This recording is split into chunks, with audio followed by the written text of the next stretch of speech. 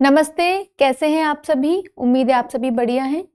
तो मेरा नाम श्रुति गौतम है और मैं आपको भाषा एवं शिक्षा शास्त्र पढ़ाऊंगी, ठीक है? यानी कि हिंदी।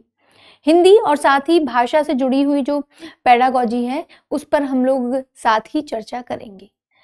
आज का विषय पढ़ाने से पहले मैं सबसे पहले एक वाक्य लिखूंगी, क्योंकि वाक्य जब मैं लिखूंगी तो वाक्य के माध्यम से ही आपको विषय भी समझ में आ जाएगा।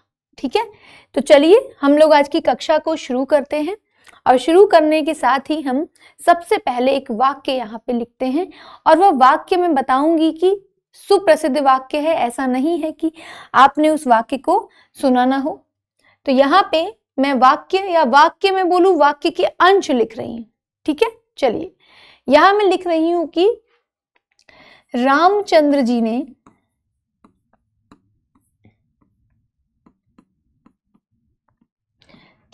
रामचंद्र जी ने खारी जल के समुद्र पर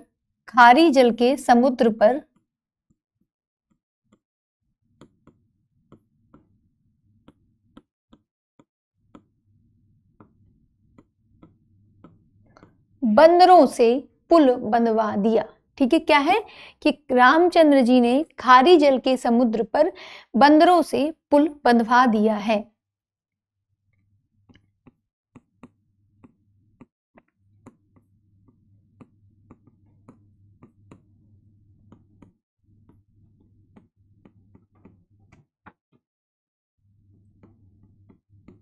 ठीक है, ये वाक्य आपको दिख रहा है।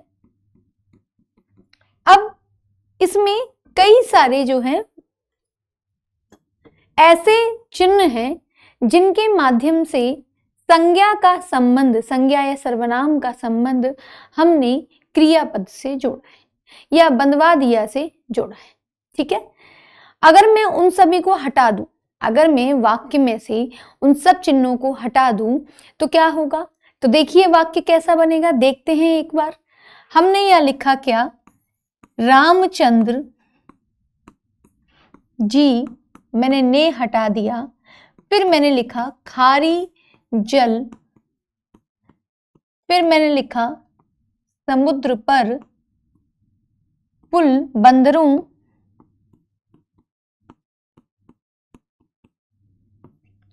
पुल बंधवा दिया है। ठीक है, सिंपल दिखाई दे रहा है। अब आप जरा इस वाक्य को पढ़िए कि क्या ये वाक्य कहना चाह रहा है।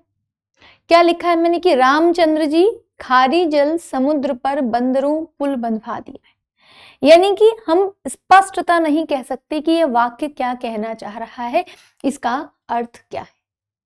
अब यदि हम कुछ चिन्ह इसमें जोड़ दें, ठीक है, जैसे कि ये अगर मैंने ने जोड़ दिया है, के जोड़ दिया है, पर जोड़ दिया है, ठीक है, या मैंने आपके से जोड़ दिया है, तब मैं क्या कह सकती हूँ कि हाँ, इन चिन्हों की वजह से क्या हो रहा है, ये जितने भी शब्द हैं ये आपस में जुड़ जा रहे हैं और जब ये शब्द आपस में जुड़ रहे हैं तो क्या हो रहा है, तब हमारा एक पूरा कहेंगे पूर्ण वाक्य और शुद्ध वाक्य बन रहा है। एक अर्थ के साथ यह वाक्य हमें दिखेगा। तो इन चिन्हों को क्या कहते हैं, इसी पर आज हम चर्चा करेंगे, इसी पर आज हमारी कक्षा होगी। इन चिन्हों को क्या कहते हैं? इनको कहते हैं हम परसर्ग भी कह सकते हैं। ठीक है, विभक्ति चिन्ह भी बोल दीजिए, आप विभक्ति भी बोल देते हैं, लेकिन अगर इनको हम परिभाषा के तौर पर देखेंगे तो क्या कहेंगे, इनका नाम क्या होगा? ये तो चिन्ह है, ठीक है, ये तो चिन्ह है, लेकिन इनका नाम क्या होगा? कारक। क्या होगा? कारक। तो ये सभी क्या है? आपके कारक हैं। ठीक है, ये क्या है? कारक है। तो आज की कक्षा में हम लोग कारक पर ही बात करेंगे। कारकों को मैंने इस एग्जाम्पल को इसलिए दिया, एक कारण यह है कि आपको समझ में आया कि हाँ, किस प्रकार कारकों की वजह से सारे शब्द वाक्य के एक दूसरे से जुड़ रहे हैं और एक अर्थपूर्ण वाक्य की जो है तैयारी कर रहे हैं, अर्थपूर्ण वाक्य बना रहे हैं। लेकिन दूसरा कारण भी था। दूसरा कारण क्या? वह दूसरा कारण ये था कि इसी वाक्य के माध्यम से मैंने आपको ये बता दिया कि एक साथ कई कारकों का इस्तेमाल हो सकता है, यानी कि ऐसा नहीं है कि एक वाक्य में केवल एक ही कारक होगा, एक वाक्य में कई कारक यानी एक से अधिक कारक हो सकते हैं। ठीक है, तो ये मैंने आपको इसके माध्यम से ये भी बता दिया। अब हम अपनी मूल विषय की ओर बढ़ते हैं, क्या? कारक। तो ये समझ में आ गया, ये बहुत जरूरी उदाहरण है कारकों की दुनिया में। ठीक है, क्योंकि इस उदाहरण के माध्यम से हमें दो तीन चीजें स्पष्ट हो जाती हैं कि हाँ, एक वाक्य में कई सारे कारक आ गए। दूसरा कि किस प्रकार एक इतना लंबा वाक्य है और कितने सारे चिन्हों ने उसको आपस में जोड़ के रखा हुआ है। ठीक है, तो चल अब हम अपनी कह सकते हैं कि अपना ये जो विषय है कारक, इस पर चर्चा करते हैं। देखिए, मैं बता दूं कि इस कक्षा में रटना नहीं है, आपको रटने की आवश्यकता नहीं है कि कारक की परिभाषा क्या है, कि कारक जो है कितने प्रकार के होते हैं, फिर प्रकारों के आप जो है उन परिभाषाओं को रटो। नहीं, रटने से ज्ञान क्या होता है, ज्ञान की जो अवधि होती है वो कम हो जाती है। ठीक है, तो रटना बिल्कुल नहीं है, आपको क्या करना है, आपको समझना है। यदि आपने ठीक से समझ लिया तो क्या होगा कि आप कोई भी आपको वाक्य दे दिया जाए तो आप उसमें से कारक पहचान लेंगे। ठीक है, सबसे बड़ी बात क्या कि कारक पहचान भी लेंगे, और साथ में एक बात याद रखिए, किसी भी चीज को समझने के लिए, यानी कोई भी विषय हो, है ना, चाहे वो कारक ही हो चाहे वो कोई अन्य विषय हो, यदि उनकी परिभाषाएं दी जा रही हैं, परिभाषाओं को रटना नहीं होता है, परिभाषाओं को समझना होता है। ठीक है, यदि आप परिभाषा को समझ लेते हैं तो यानी कि आपने वह विषय समझ लिया। यदि आप परिभाषाओं को रटने पर ध्यान देते हैं ना, तो वह विषय, भले ही आप परिभाषा रट लीजिए, विषय आपका कमजोर होगा। ठीक है, तो समझना है, रटना नहीं है। चलिए अब हम लोग शुरू कर सकते हैं, क्या? कारक। ठीक है, कारक।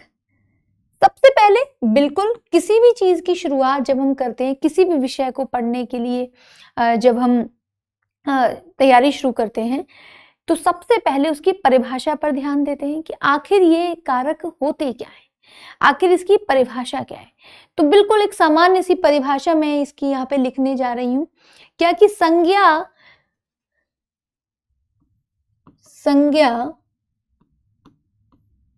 या सर्वनाम के जिस रूप से, संज्ञा या सर्वनाम के जिस रूप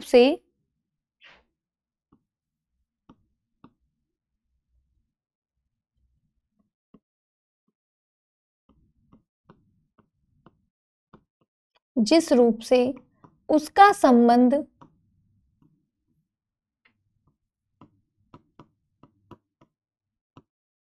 वाक्य के अन्य वाक्य के, अभी ध्यान दीजिएगा जो हमने उदाहरण किया था उसी वैसा ही है, बस उसे हम परिभाषा रूप में देख रहे हैं, वाक्य के किसी दूसरे शब्द के साथ प्रकाशित करें। ठीक है, उसका संबंध वाक्य के किसी दूसरे शब्द के साथ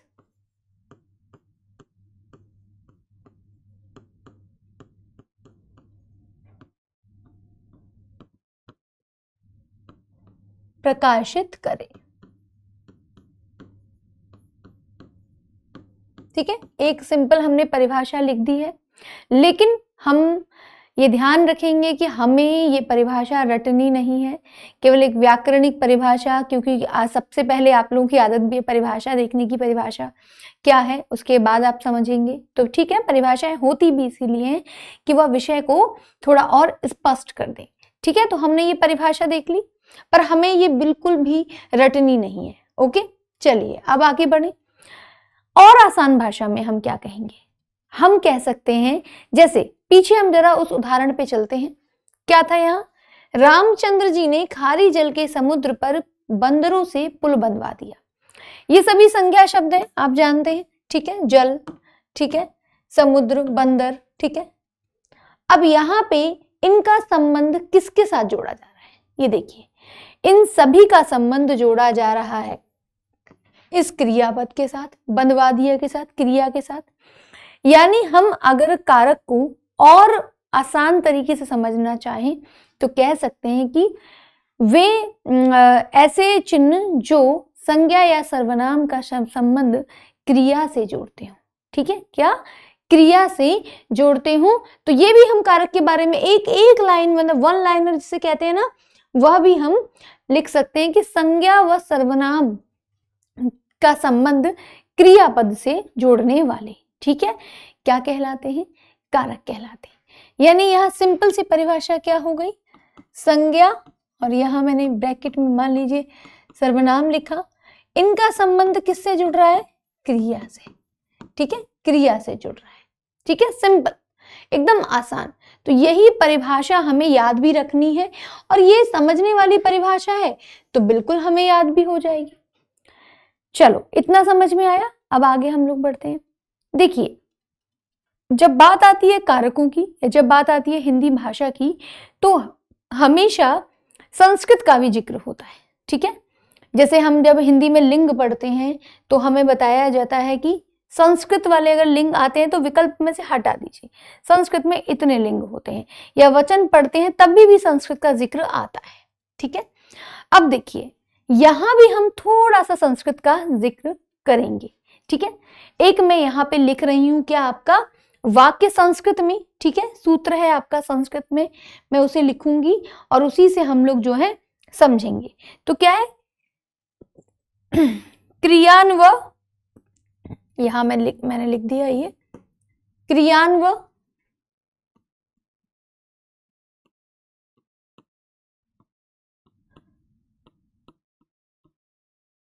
क्रियान्वयित्वम कारकत्वम। ठीक है, कारकत्वम, समझ गए, सिंपल। अभी तो खैर आपको ये समझ में भी नहीं आ रहा होगा कि आखिरकार ये है क्या, पर नहीं, मैं आपको बताती हूं। संस्कृत में असल में कारक और विभक्तियों को अलग अलग माना गया है। ठीक है, क्या माना गया है, संस्कृत में कारक और विभक्तियों को अलग अलग माना गया है। अब मैं ये आपको क्यों बता रही हूं, क्योंकि कुछ विद्वान हमारे हिंदी भाषा के ऐसे हैं जिन्होंने भी ऐसा माना है कि कारक और विभक्ति दोनों अलग होते हैं, लेकिन ज्यादातर जो हिंदी भाषा के विद्वान हैं उन्होंने कहा कि नहीं, कारक जो है विभक्ति उसकी जो चिन्ह है, ठीक है, कारक जो है विभक्ति और कारक एक है, बस चिन्ह और नाम का अंतर है। ठीक है, इसलिए मैं आपको ये बता रही हूं, क्योंकि कुछ विद्वानों ने सीधे सीधे संस्कृत से उनकी परिभाषा ली और कारक और विभक्ति को बिल्कुल अलग बताया, लेकिन ज्यादातर ने ऐसा नहीं किया। अब इसका क्या अर्थ है, संस्कृत में क्या होते हैं कारक, ये देखिए। तो संस्कृत में जो परिभाषा है कारकों की वो क्या है कि संज्ञा के अन्वय, ठीक है, संज्ञा, ठीक है, यहां लिखेंगे विशेषण और सर्वनाम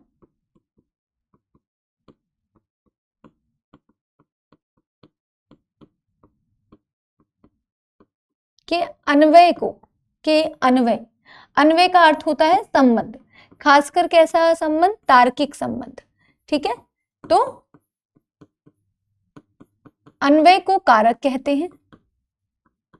ठीक है, को कारक कहा, इन्होंने संबंध को कारक कहा। ठीक है, दूसरा क्या है कि उनके जिस रूप से अन्वय सूचित होता है उसको इन्होंने विभक्ति कहा। ठीक है, तो जिस रूप से अन्वय सूचित होता है उसको क्या कहा, विभक्ति कहा। ओके, चलो, खैर मैं इसको यहां से हटा दे रही हूं फिलहाल, यहां पे यही ध्यान रखेंगे। तो हमारा क्या है कि जिस रूप में कारक को संस्कृत भाषा में लिया गया, हिंदी में हम वैसे नहीं लेते हैं, हिंदी में हम उसे अन्य ढंग से लेते हैं। ठीक है, चलिए यहां बस यहां मैं लिख देती हूं कि संस्कृत में कहा गया है।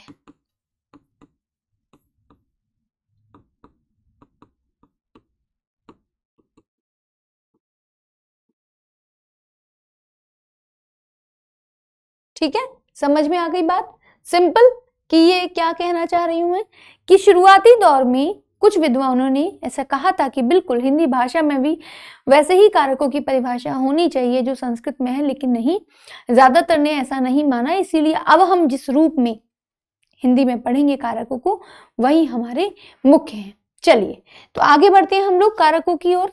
ये आपको केवल समझाने के लिए था, इसको समझना जरूरी होता है और हर चीज को समझना चाहिए। कई बार होता है कि कुछ अगर आपको जरूरी ज्ञान या एक्स्ट्रा ज्ञान जिसे हम बोलें मिल जाता है तो कोई बुराई नहीं है, ज्ञान को हमेशा ग्रहण करना चाहिए। ठीक है, चलिए अब यहाँ पे एक और चीज का मैंने जिक्र किया, किसका? विभक्ति। ठीक है, चलिए, या जिसको हम बोल देते हैं क्या आपके कारक चिन्ह भी बोल देते हैं। ठीक है, विभक्ति हो गई और परसर्ग भी हम लोग बोल देते हैं। ठीक है, तो वे क्या होती हैं? अब उसको मैं आपको अलग तरीके से समझाती हूं।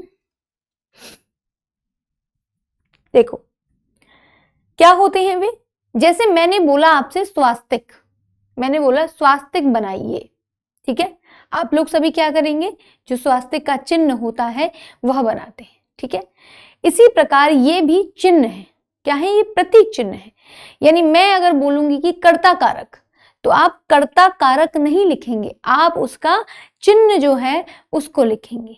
ठीक है, तो यानी कि कुछ चिन्ह है जिनके माध्यम से हमें ये पता चलता है कि ये कारक ये वाला है और यह कारक यह वाला है। अगर इस चिन्ह का प्रयोग हुआ तो यह कारक होगा, अगर इस चिन्ह का प्रयोग हुआ तो यह कारक होगा। ठीक है, जैसे और आसान करने के लिए, जैसे मैंने लिखा माइनस, मैंने लिखा प्लस। ठीक है, अब मैं बोल क्या रही हूं? देखिए, मैं बोल रही हूं माइनस और मैं बोल रही हूं प्लस, लेकिन मैं कर क्या रही हूं? उनके चिन्हों को बना रही हूं। तो बिल्कुल यही होती है विभक्तियां कि कारक की जो कारक के प्रतीक चिन्ह होते हैं, ठीक है, जो प्रतीक होते हैं वे।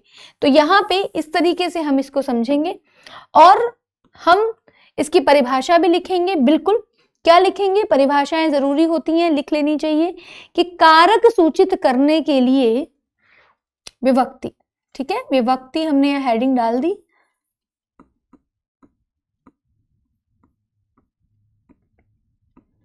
कारक सूचित करने के लिए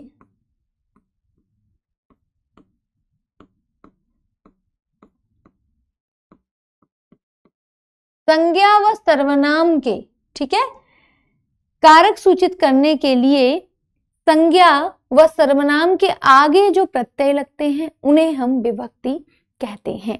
ठीक है, क्या? कारक सूचित करने के लिए संज्ञा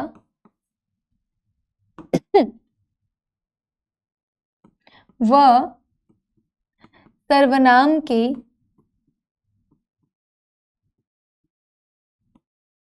आगे जो प्रत्यय लगते हैं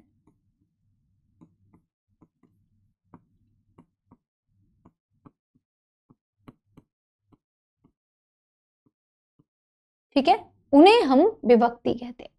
परसर्ग भी कह सकते हैं। याद रखिएगा, विभक्तियां स्वतंत्र हैं, इनका अस्तित्व स्वतंत्र होता है। ठीक है, तो परसर्ग भी कह सकते हैं इसको हम। यहां मैं ब्रैकेट में बिल्कुल लिख देती हूं परसर्ग। ठीक है, ओके, तो उनको हम क्या कहते हैं? विभक्ति कहते हैं। समझ में आ गई इतनी बात? आगे हम लोग बढ़ सकते हैं। तो कारक चिन्ह समझ आ गए क्या होते हैं, कारक क्या होते हैं, विभक्ति क्या होती है, परसर्ग क्या होते हैं। ठीक है, सिंपल है, एकदम आसान है और उसको हम जटिल बनाने की कोशिश भी नहीं करेंगे। अब हम देखते हैं कारकों के प्रकार कि वाक्य में किस किस प्रकार के कारकों का इस्तेमाल होता है। ठीक है, क्या क्या चिन्ह हैं, और जैसे ही आप चिन्ह देखोगे तो आप पहचान जाओगे कि इनको तो आप हमेशा से इस्तेमाल करते हुए आ रहे हो। देखो, व्याकरण बच्चों वैसे भी व्यवहार की चीज है। ठीक है, व्यवहार का विषय है। जितना ज्यादा आप व्यवहार में उनका प्रयोग करोगे, ठीक है, उतनी ही ज्यादा व्याकरण आपके लिए आसान बनेगी। तो ऐसा नहीं करना है कि आप परिभाषाओं को रटने पर ध्यान दो। ठीक है, आपको क्या करना है कि यदि आप व्याकरण में कोई नई चीज सीख रहे हो कि आज मैंने कुछ नया सीखा, सिंपल क्या करना है, उसको अपने व्यवहार में लेकर आना है। जैसे कि कोई आदत होती है, आदतें छूटती नहीं है ना हमारी। आदत अगर कोई चीज बन जाती है तो वो कितना भी कोशिश कर लो नहीं छूटनी। तो ये समझ लीजिए कि व्याकरण को हमें अपनी आदत में लाना है। हम जैसे ही आदत में ले आए, हमें कोई दिक्कत नहीं होगी, सारे जितने भी विषय हैं हम उनको आसानी से समझ लेंगे। ठीक है, चलिए, तो अब हमारी क्या आती हैं कारक के प्रकार। सबको पता है कारक के कितने प्रकार होते हैं?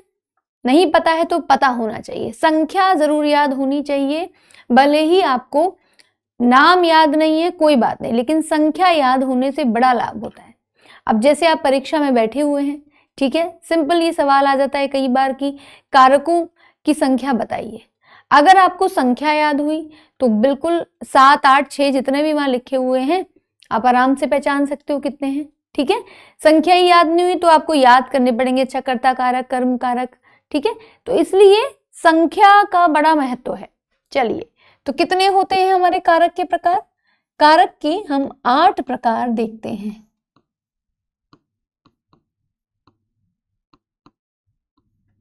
कितने प्रकार देखते हैं? 8 प्रकार देखते हैं। कौन कौन से 8 प्रकार हैं? अब इनको जानना बहुत जरूरी है, ठीक है। कौन कौन से 8 प्रकार हैं जो हमारे वाक्यों में जुड़ते हैं, ठीक है, जिनका हम प्रयोग करते हैं। तो देखिए, सबसे पहले जिस कारक की यहाँ चर्चा आएगी वह है क्या? कर्ता कारक। क्या? कर्ता कारक। तो कर्ता कारक सबसे पहले है, यहां मैंने लिख दिया कर्ता कारक, ठीक है, ओके। दूसरा क्या है? दूसरा है कर्म कारक।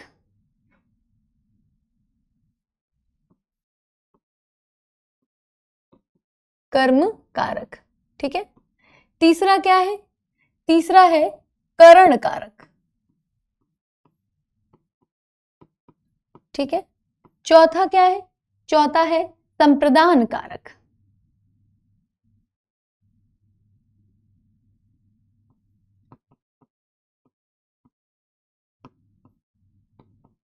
पांचवा क्या है? अपादान कारक, ठीक है।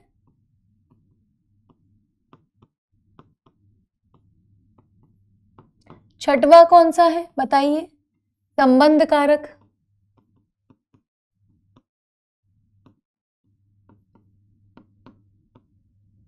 और आपका सातवां कौन सा है? सातवां आपका है अधिकरण कारक और आठवां है संबोधन कारक, ठीक है।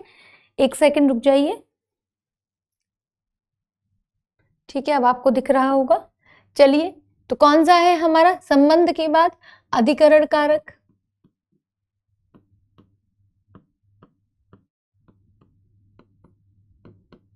और आखिरी हमारा है कौन सा? संबोधन कारक, ठीक है। इन 8 कारकों का प्रयोग हम करते हैं, ठीक है। तो देखिए, ये यहाँ पे केवल जो लिखा हुआ है ये इनकी व्याकरणिक परिभाषा है, जबकि आप सोचिए वर्षों से हम इनका प्रयोग करते हुए आ रहे हैं। कब से? वर्षों से। तो ये तो इतने आसान होने चाहिए हमें समझने के लिए, ठीक है, और आसान है भी। बस अब हम इसका लिखित रूप यहाँ देख रहे हैं, ठीक है। हम प्रयोग कर रहे हैं, लेकिन अब लिखित रूप में हम यहाँ देखेंगे कि हम किन किन कारकों का प्रयोग कर रहे हैं। तो चलिए हम लोग एक एक करके इनको बताते हैं कि कौन कौन से कारक। सबसे पहले आता है कर्ता कारक। कर्ता माने क्या होगा? जो कार्य को कर रहा है। सिंपल, मैं इसकी परिभाषा यहाँ पे अभी एक दो शब्दों में लिखूंगी, फिर आपको डिटेल में समझाऊंगी। तो क्या? जो कार्य को कर रहा है या कार्य को करने वाला, सिंपल, ठीक है, कार्य को करने वाला,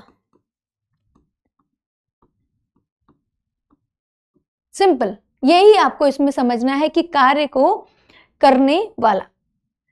दूसरा है कर्म। इसकी क्या परिभाषा होगी?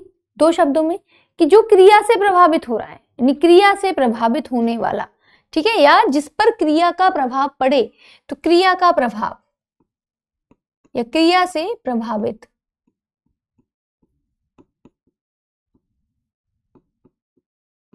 ठीक है। तीसरा क्या है? करण कारक।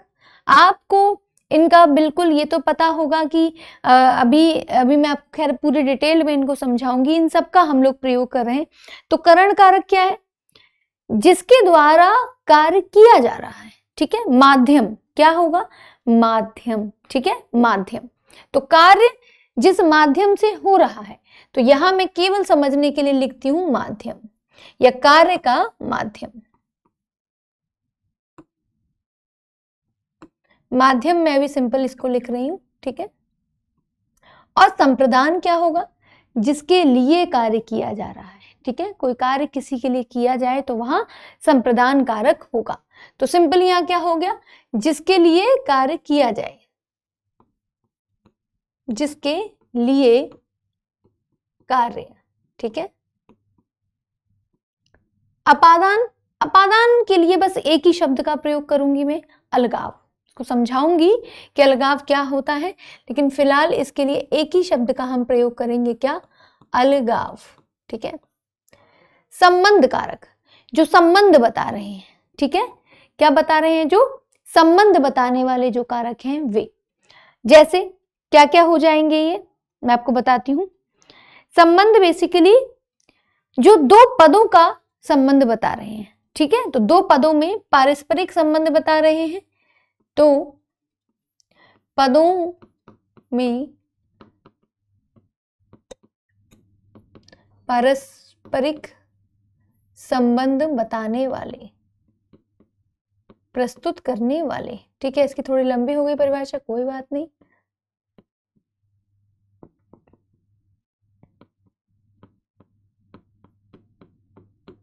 अधिकरण क्या हो जाएगा, जो क्रिया का आधार प्रस्तुत कर रहा है, ठीक है, जो क्रिया का आधार, यहां पे मैं इसमें लिखूंगी क्रिया का आधार। और संबोधन क्या होगा बच्चे, संबोधन होगा किसी को बुलाना, पुकारना इत्यादि, ठीक है। तो बुलाना, पुकारना, तो पुकारना, हम यहाँ अच्छा शब्द पुकारना है, तो हम यहाँ पुकारना लिखेंगे। देखिए शब्दों के भी कई तरीके के ना भेद हो, मतलब प्रकार होते हैं, जैसे खैर मैं व्याकरण के तौर पर बात नहीं कर रही हूँ, लेकिन अच्छे शब्द, ठीक है, खराब शब्द, अपशब्द जिनको हम बोलते हैं, कोशिश करनी चाहिए कि जब भी आप पढ़ रहे हैं या पढ़ा रहे हैं, ठीक है, अध्ययन अध्यापन कुछ भी कर रहे हैं, तो अच्छे शब्दों का प्रयोग करें, ठीक है। चलिए, तो ये आपके क्या हो गए, 8 प्रकार के आपको यहाँ कारक दिखाई दे गए, ठीक है। कर्ता कारक, कर्म कारक, करण कारक, संप्रदान, अपादान, संबंध, अधिकरण और आपका संबोधन। ओके, अब मैंने क्या बात की, अब इनकी मैं बताऊंगी आपको चिन्ह। क्या बताएंगे, अब हम इनके चिन्हों पर चर्चा करेंगे। चिन्ह कैसे बताएंगे, यही मैं इसके सामने लिखूंगी, आपको अच्छे से समझ में आएंगी, ठीक है। तो विभक्ति चिन्ह या जिसको हम परसर्ग भी कह सकते हैं, अब हम उन पर बात करेंगे। तो यहां पे मैं बिल्कुल यहां लिख देती हूं,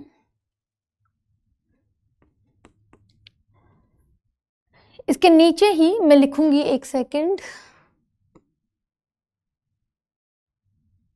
हाँ ठीक है, आप लोगों को दिख रहा होगा उम्मीद है मुझे।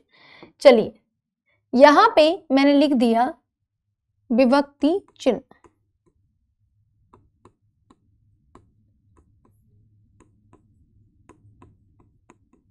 ठीक है, या परसर्ग, कुछ भी आप बोल सकते हैं, ठीक है, दोनों में से।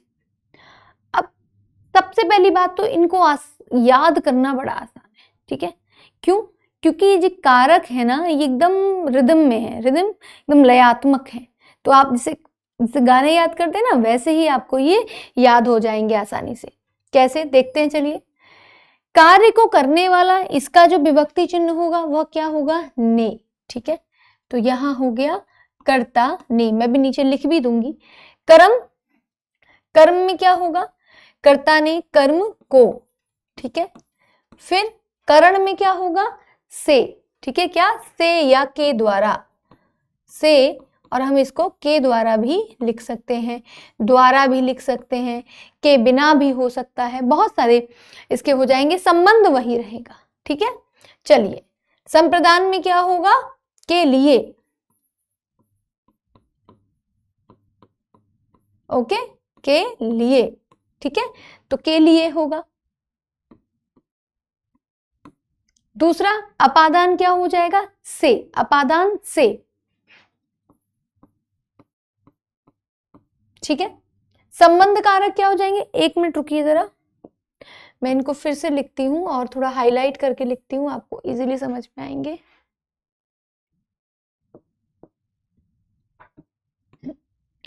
यहां मैं लिख रही हूं नीचे, ताकि उसके हम उसमें पहुंच सके साथ में। ने हो गया, ये आपका को हो गया, ठीक है, और फिर आपका ये करण से हो गया या के द्वारा,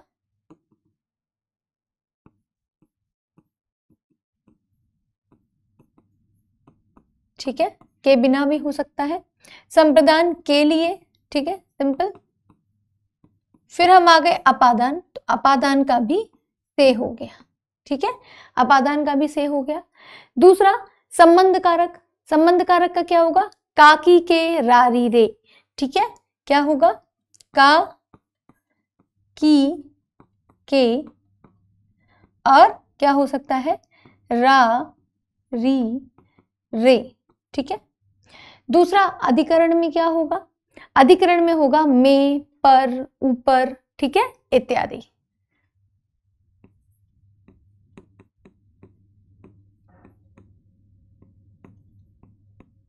ठीक है, चलिए संबोधन में हे, अरे, अजी इत्यादि, ठीक है।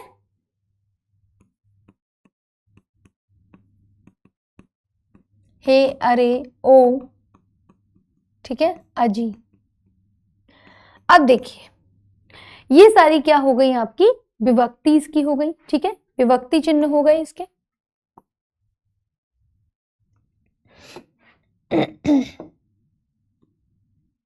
चलिए अब आप ये समझिए कि इसको ना याद करना बहुत आसान है। कर्ता ने कर्म को, ठीक है, एकदम एक गाने की तरह आप इनको याद करेंगे। कैसे, गाने की तरह। देखिए आप मेरे साथ गाइए,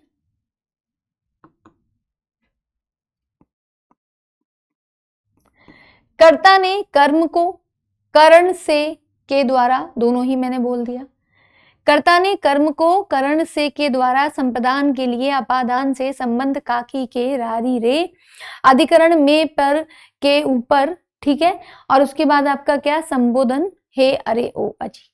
एकदम गीत की तरह आप इसको याद कर सकते हो।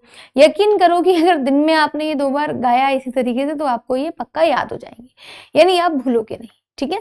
और साथ में इसमें प्लस पॉइंट पता है क्या है, ये जो याद किस प्रकार हो रहे हैं, ये याद हो रहे हैं, दोनों ही याद हो रहे हैं साथ में। ऐसा नहीं कि आप केवल कर्ता कर्म और करण कर रहे हो, नहीं, आप कर्ता ने कर्म को, ठीक है, यानी आप दोनों को एक साथ याद कर पा रहे हो। आपको पहले कारकों के नाम याद नहीं करने पड़ रहे और फिर उनकी विभक्ति चिन्ह याद नहीं करने पड़ रहे, ठीक है। तो ये इसमें सबसे प्रभावित बात है, सबसे प्लस पॉइंट है। चलिए तो ये समझ में आ गए आपको, ये हमारे कारक होते हैं मुख्य, और इन्हीं पर अब हम थोड़ी चर्चा करेंगे कि हालांकि अगर आप इस पूरे चार्ट में देखो आपको क्या दिखेगा कि एक से यहाँ पे भी है और से यहाँ पे भी है। थोड़ा कंफ्यूजन तो लगा होगा, लेकिन कोई बात नहीं, मैं इस कंफ्यूजन को दूर करूंगी। किससे अलगाव का अर्थ क्या होता है और अगर करण कारक में से का इस्तेमाल हो रहा है तो वह क्या होता है, ठीक है। अब हम लोग एक एक करके सारे कारकों को समझते हैं कि सभी कारक, इनकी परिभाषा क्या है। उदाहरण देखते हैं कि उदाहरणों में किस प्रकार इनका प्रयोग हो रहा है या आप कैसे पहचानोगे, और फिर इनसे जो संबंधित प्रश्न पूछे जा सकते हैं जो एग्जाम में अभी हाल ही की कुछ परीक्षाओं में भी पूछे गए हैं, तो मैं बताऊंगी कि किस प्रकार के शब्द इनसे संबंधित हो सकते हैं, ठीक है। तो चलिए हम लोग अब आगे बढ़ते हैं। सबसे पहले हम लेंगे क्या, कर्ता कारक। सबसे पहले हमारा कौन सा होगा, कर्ता कारक होगा।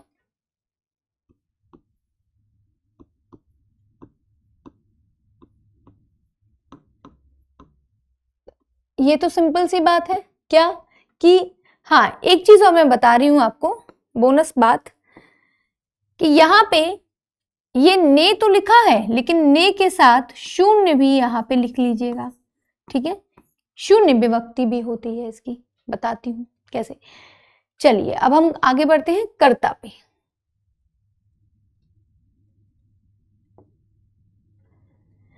कर्ता कारक ये तो सबको समझ आ गया, कार्य को करने वाले, ठीक है, कार्य को करने वाला क्या कहलाता है, कर्ता कहलाता है। दूसरी बात ये भी कि विभक्ति चिन्ह भी समझ में आ गई। विभक्ति चिन्ह क्या है इसके, ने और शून्य, मैं यहां भी लिख देती हूं।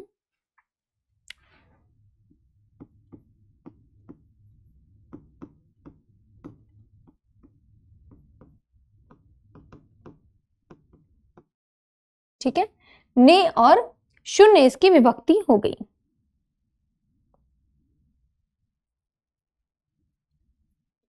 चलो अब उदाहरण, उदाहरण मुख्य है। सबसे पहला मैंने उदाहरण लिया, मैं आपको शून्य विभक्ति भी बताऊंगी और ने भी बताऊंगी, ठीक है। मैंने लिखा नौकर ने दरवाजा खोला, नौकर ने दरवाजा खोला, पहला वाक्य ये हो गया।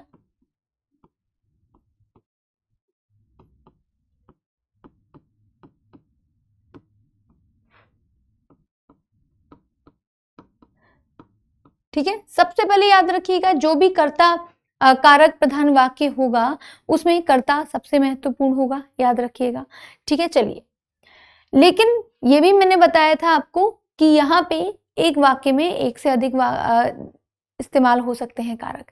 तो अगर कर्ता मौजूद है तो उसके साथ कौन सा कारक होगा? कर्ता कारक होगा, ठीक है। चलिए, नौकर ने दरवाजा खोला, ये हमारा उदाहरण है क्या कि नौकर ने दरवाजा खोला।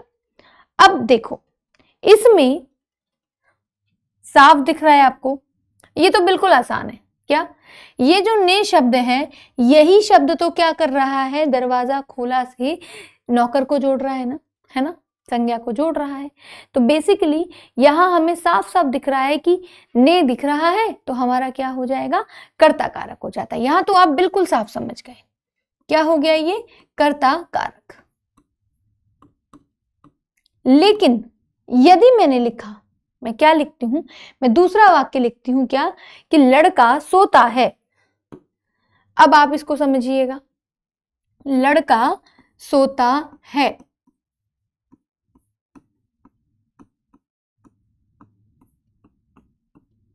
ठीक है, लड़का सोता है। अब आप कहेंगे कि यहां तो ने है ही नहीं, यहां कैसे कर्ता कारक होगा? इसी चीज को हमें समझना है। यहां ने नहीं है, लेकिन सोने का कार्य किसके द्वारा किया जा रहा है, यही देखना है कि कार्य जो हो रहा है वो किसके द्वारा, यानी कि कौन कर रहा है, ठीक है। माध्यम की बात नहीं कर रही हूं मैं, यानी कि कौन कर रहा है। तो यहाँ पे कौन कर रहा है? लड़का ही तो सो रहा है, इसलिए यहाँ पे क्या है? आपकी शून्य विभक्ति है। क्या है? शून्य विभक्ति है। तो यहाँ पे क्या हो जाएगी? हमें शून्य विभक्ति मिल रही है, तो यहाँ क्या हो जाएगा? ये कर्ता कारक ही हो जाएगा, ठीक है, कर्ता कारक ही ये आपका हो जाएगा। दूसरा उदाहरण देखते हैं। मैंने लिखा कि विद्यार्थियों ने पुस्तक पढ़ी, मैंने लिखा विद्यार्थियों ने पुस्तक पढ़ी।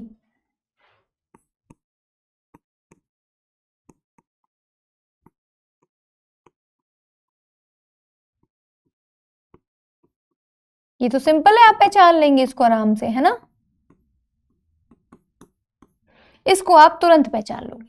और मैं बोलूं कि मैं बोलूं कि राम खाना खाता है, मैंने बोला राम खाना खाता है, सिंपल मैं ये लिख देती हूँ, राम खाना खाता है। देखिए यहां तो आप पहचान गए क्या कि यहाँ पे कर्ता कारक है, ठीक है, किसके माध्यम से? इस विभक्ति के माध्यम से। दूसरा मैंने वाक्य क्या लिखा कि राम खाना खाता है।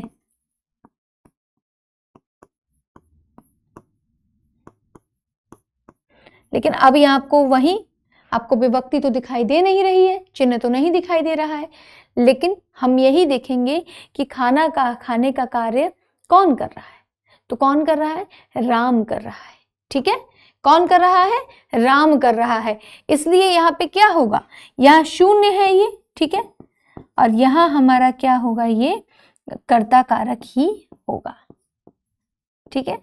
जहां पर भी कर्ता कारक मौजूद होगा, यानी कर्ता मौजूद होगा और कार्य उसके वही कर रहा होगा, ठीक है, कार्य उसके द्वारा किया जा रहा होगा, तो वहां कर्ता कारक होगा, ठीक है।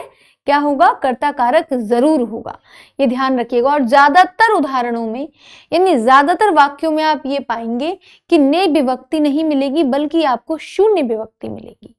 तो इसलिए ये शून्य विभक्ति वाला जो कॉन्सेप्ट है वह आपको ठीक से समझना है कि केवल ने नहीं मिलेगा कि ने मिला और आपने पहचान लिया, नहीं, शून्य भी मिलेगी, और ज्यादातर में शून्य ही मिल सकती है। सवाल आ सकता है राम खाना खाता है या राम स्कूल जाता है में, बताइए कौन सा कारक है? अब ने नहीं दिखेगा तो आप कहेंगे सवाल ही गलत आया है, पर सवाल गलत नहीं है, सवाल बिल्कुल सही है, लेकिन आपको ये ध्यान नहीं रहा कि शून्य विभक्ति है, कर्ता जहां है और कर्ता अगर किसी कार्य को कर रहा है तो वहां बिल्कुल कर्ता कारक होगा। यदि कर्ता निष्क्रिय है यानी कर्ता मौजूद है लेकिन कार्य पर उसका कोई ऐसे खास इफेक्ट नहीं पड़ रहा है, प्रभाव नहीं पड़ रहा है, तो वहां कर्ता कारक नहीं होगा। लेकिन यदि कर्ता कार्य को कर रहा है तो कर्ता कारक जरूर होगा। ठीक है, चलिए आगे बढ़े। तो पहला हमारा संपन्न हुआ ये। दूसरा कारक अब हम देखते हैं क्या है।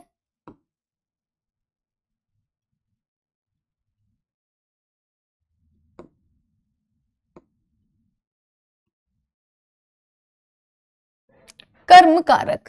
ठीक है, कर्म कारक।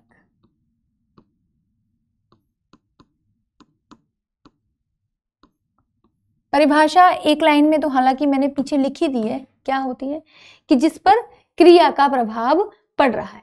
लेकिन एक और परिभाषा छोटी सी है कि क्रिया के व्यापार का फल, और अच्छे शब्दों में अगर आपको जानना हो तो क्या, क्रिया के व्यापार का फल जिस पर पड़ता है। ठीक है, तो देखिए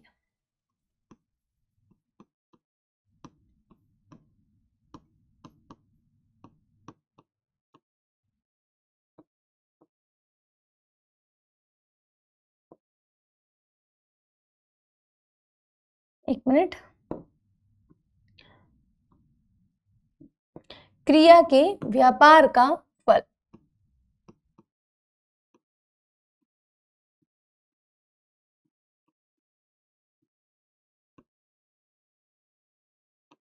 जिस पर पड़ता है, जिस पर दिखता है, वही आपका क्या होता है, कर्म कारक। और विभक्ति इसकी मैंने क्या बताई, इसके सिंपल एक ही विभक्ति चिन्ह है, क्या है, को। ठीक है, कर्ता ने कर्म को। चलो सिंपल समझ में आ गया। अब उदाहरण देखते हैं। उदाहरण भी सारे करने हैं आपको अच्छे से। और कुछ जैसे क्या होता है कि जब आपको मैं पढ़ा रही हूं तो साथ में अगर कोई वाक्य आपको ध्यान में आ गया तो तुरंत उसको भी लिख लीजिए। ठीक है, कि हाँ ये वाक्य मेरे दिमाग में भी आया है। यदि उसमें आपको कोई कारक मिलता है जो पढ़ा दिया गया है, साथ साथ चल रहा है, तो ठीक है, वेल एंड गुड, आप उसको पहचान लेंगे। यदि नहीं पढ़ाया गया है तो वेट करिए, लेकिन वाक्य को जरूर लिख लीजिए।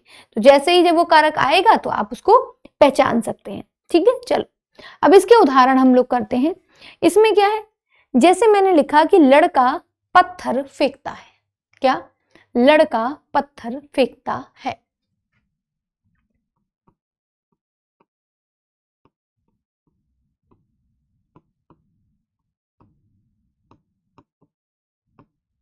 अब देखो कर्ता कारक भी है इसमें। ठीक है, क्योंकि फेंकने का कार्य तो लड़का ही कर रहा है ना। ठीक है, फेंकने का कार्य कौन कर रहा है, लड़का कर रहा है, तो कर्ता कारक बिल्कुल है। लेकिन लड़का पत्थर फेंकता है में भी ध्यान दो कि फेंकने का प्रभाव किस पर है, किस पर है, पत्थर पर। क्या फेंका, किस पर प्रभाव पड़ रहा है, पत्थर पर।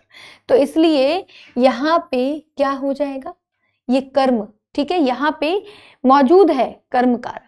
समझ गए, लड़का पत्थर को फेंकता है, ये भी हो सकता है ना, ये भी सही बैठ रहा है। तो लड़का पत्थर को फेंकता है, यानी कि यहाँ पे कर्म कारक मौजूद है। तो कई बार यदि कर्म कारक में भी क्या होता है कि जो विभक्ति चिन्ह होता है वह लुप्त होता है। क्या होता है, लुप्त होता है। तो यहाँ पे ये लुप्त है। ठीक है, लिखा नहीं गया है लेकिन है यहाँ पे कर्म कारक। तो यहाँ कौन सा हो जाएगा, कर्म कारक।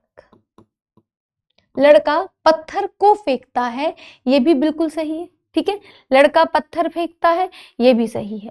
तो को नहीं लगाया क्योंकि जरूरत नहीं थी, लेकिन हाँ यहाँ पे कर्म कारक मौजूद है। ओके, चलो ये तो हो गया, एक लुप्त वाला बता दिया। दूसरा मैं आपको उदाहरण देती हूं, क्या कि हाँ, दूसरा उदाहरण है कि मालिक ने नौकर को बुलाया। क्या, मालिक ने नौकर को बुलाया।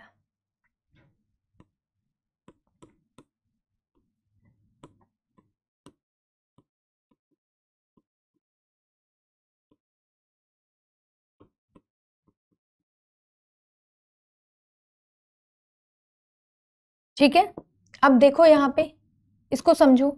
यहाँ बिल्कुल आपका कर्ता कारक है, मैं लिख नहीं रही हूं, समझ लीजिए। बुलाया, नौकर को बुलाया, हालांकि ये साफ साफ दिख रहा है को आ रहा है, तो आप समझ जाएंगे कि क्या है यहाँ, कर्म कारक है, लेकिन बुलाने का प्रभाव किस पर है? नौकर पर। ठीक है, तो क्रिया का प्रभाव जिस पर पड़ रहा है, ये ध्यान दीजिएगा, यहां क्या हो गया? कर्म कारक हो गया। सिंपल। ठीक है, कर्म कारक यहां हो गया। इस प्रकार आपको समझना है। ओके ना? चलो, जैसे कि मैंने लिखा हाँ, मैं लिखती हूं, श्याम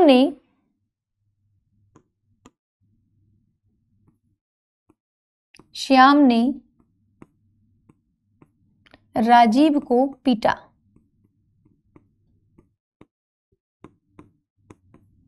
सिंपल। कौन सा कारक दिख रहा है? यहाँ कर्ता भी दिख रहा है और यहाँ आपको ये कर्म कारक दिख जाएगा। ठीक है, तो लुप्त वाला विषय समझ लीजिएगा। ठीक है, ठीक है, लुप्त वाले विषय को समझ लीजिएगा कि लुप्त भी होता है कई बार, तो ऐसा नहीं है कि आप कंफ्यूज हो जाएं। ओके, तो कर्ता और कर्म में तो दोनों एकदम आसान है, कोई इसमें कंफ्यूजन ही नहीं है, आप आसानी से इसको पहचान लेंगे। अब तीसरे कारण की ओर हम लोग बढ़ते हैं, और तीसरा कारण हमारा क्या है बच्चों? करण कारक।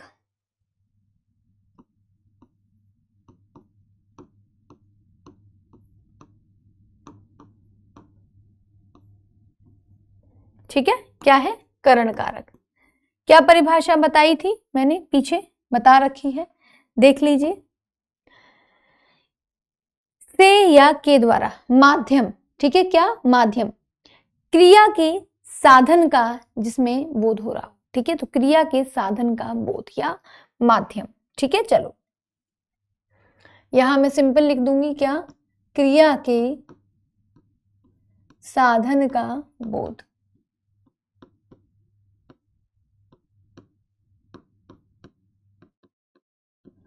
दो चीजें आपको नहीं पता चली, क्या? एक तो कर्ता में विभक्ति भी होती है, शून्य विभक्ति कहेंगे, और यहाँ हमने शून्य नहीं बोला है उसको, यह ध्यान रखिएगा, यहाँ क्या है? लुप्त है। ठीक है, क्या? लुप्त है। यहाँ पे शून्य विभक्ति देखो, लड़का ने सोता है, ये ठीक नहीं लगेगा, यहाँ लुप्त नहीं है। ठीक है, लड़का ने सोता है, अगर मैं बोलूं यहाँ लुप्त है तो लुप्त नहीं है, शून्य है वो। यहाँ हमें ये पता चल रहा है कि कार्य लड़का ही कर रहा है, सोने का कार्य लड़का कर रहा है। लेकिन यहाँ लुप्त इसलिए क्योंकि अगर मैं यहाँ लिख भी देती हूँ कि लड़का पत्थर को फेंकता है, तो भी ये वाक्य ठीक लग रहा है, और लड़का पत्थर फेंकता है तो भी ये वाक्य ठीक है। तो लुप्त और शून्य में एकदम गड़बड़ी मत करिएगा कि दोनों को शून्य लिख दो, नहीं। शून्य की जब चर्चा आएगी तो हमेशा कर्ता में ही आप लोग जाओगे। ठीक है, चलो अब इसकी विभक्ति क्या है करण की? से या के द्वारा। ठीक है, चलो से या के द्वारा या द्वारा विभक्ति।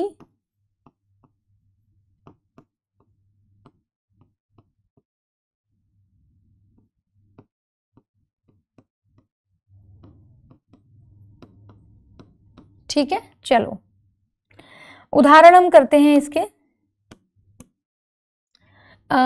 जैसे मान लीजिए मैंने उदाहरण कर दिया, एक मिनट रुक जाइए, सोचने दीजिए। ठीक है, तो उदाहरण जो है, मान लीजिए मैंने करा कि सिपाही चोर को रस्सी से बांधता है। सिपाही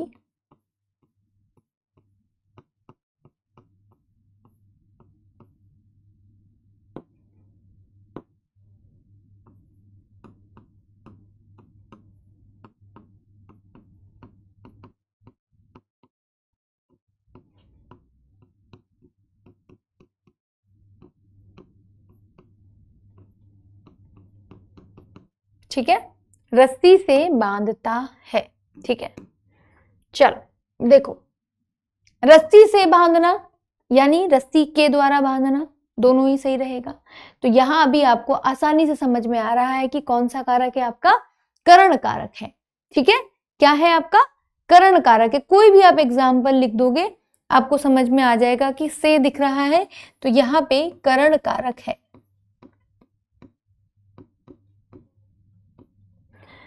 अगर मैं ये लिख देती हूं कि लड़के ने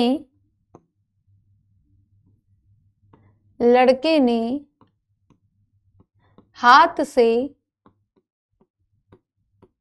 ईंट को तोड़ा,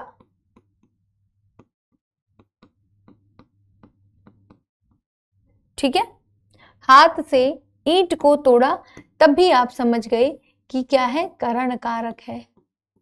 ठीक है,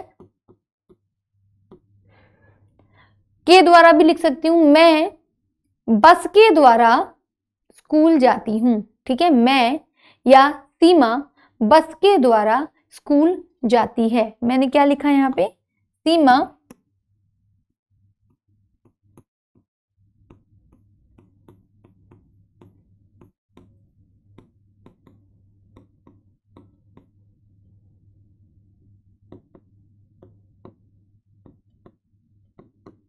ठीक है स्कूल जाती है, सिंपल।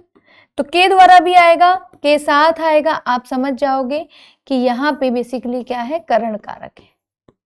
ओके, अब दिक्कत कहाँ आती है, दिक्कत आती है कि अपादान में भी है।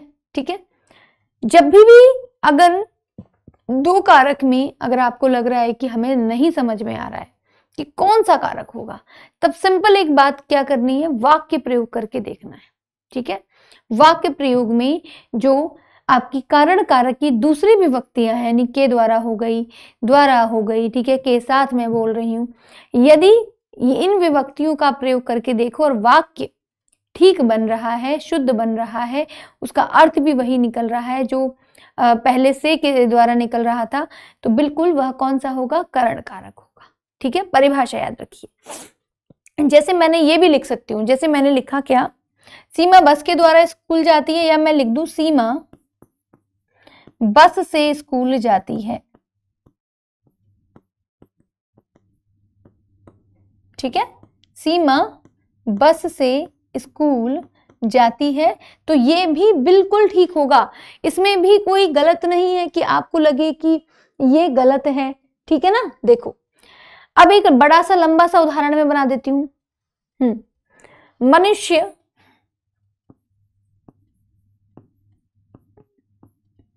आंखों से देखते हैं,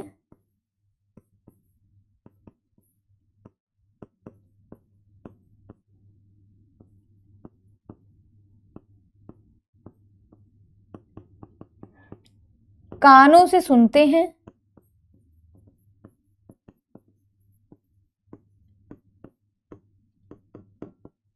और बुद्धि से विचार करते हैं। ठीक है,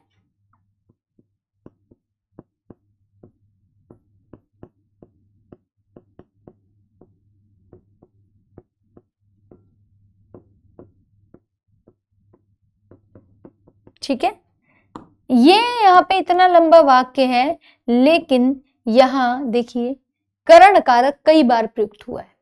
दूसरी बात, यदि मैं के द्वारा भी लगा देती हूं तो भी सही रहेगा कि मनुष्य आंखों के द्वारा देखते हैं, कानों के द्वारा सुनते हैं और बुद्धि के द्वारा विचार करते हैं। तो विभक्ति चिन्ह अगर चेंज करने में आपका अर्थ नहीं बदल रहा है। दूसरी बात, जहां पे आपको माध्यम यानी किसी के सहारे कोई कार्य होता हुआ दिखाई दे रहा है, ठीक है, तो वहां क्या हो जाएगा, आपका करण कारक होगा। ओके, अपादान और करण का अभी मैं अंतर बाद में बताऊंगी, पहले हम अपादान भी समझेंगे उसके बाद। अब हम चलते हैं क्या, किसकी ओर, संप्रदान कारक की ओर। ठीक है, क्या, संप्रदान कारक। तो चौथा हमारा क्या हो जाएगा,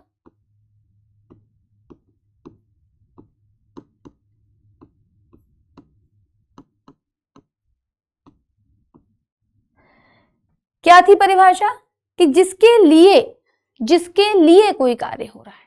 ठीक है, जिसके लिए कोई कार्य हो रहा है तो क्या हो जाएगा, वहां संप्रदान कारक हो जाएगा। सिंपल, जिस वस्तु के लिए क्रिया की जाती है, दैट्स इट। इतना आसान है ये कि जिस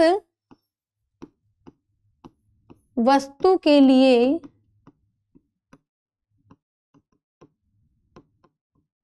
क्रिया की जाती है।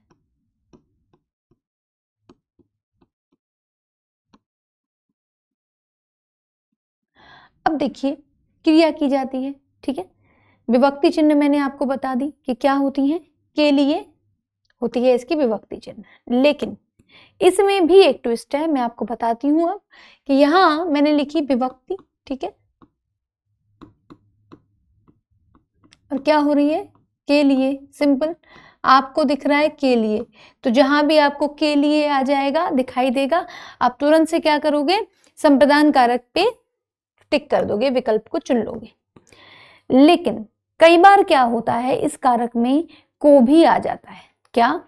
को भी आ जाता है। जैसे मैंने लिखा कि मोहन ने